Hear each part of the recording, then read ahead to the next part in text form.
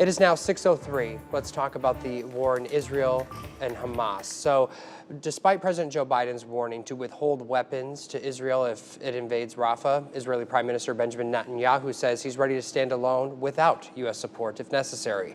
This as the president has already halted a shipment of more than 3,000 bombs to the Middle Eastern ally. ABC's M. Wen reports from Washington. A great comeback. In the face of President Biden's threat to withhold weapons from Israel, Prime Minister Netanyahu is staying the course, saying if we have to stand alone, we will stand alone.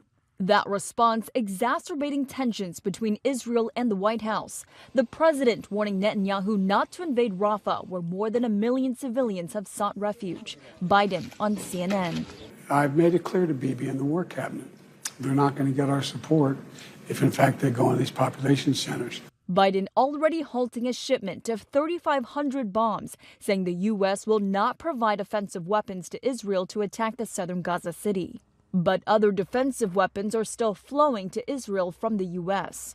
Israeli forces have launched what they describe as limited operations in Rafah, with Netanyahu telling Dr. Phil in a new interview overnight that the area is Hamas's final stronghold. We've destroyed about 20 battalions of the Hamas's 24 terrorist battalions. We have another 4 to go there in Rafah.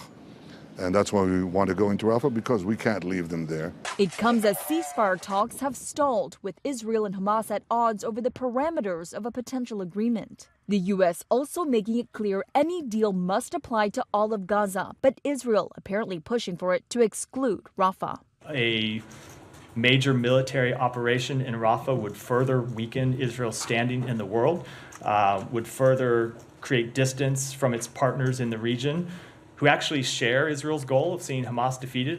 The White House opposing an Israeli ground invasion in Rafah unless there's a credible humanitarian plan to protect the civilians there. But so far, Israel has not revealed one and vows to move ahead in its military operations. M. Wynn, ABC News, Washington.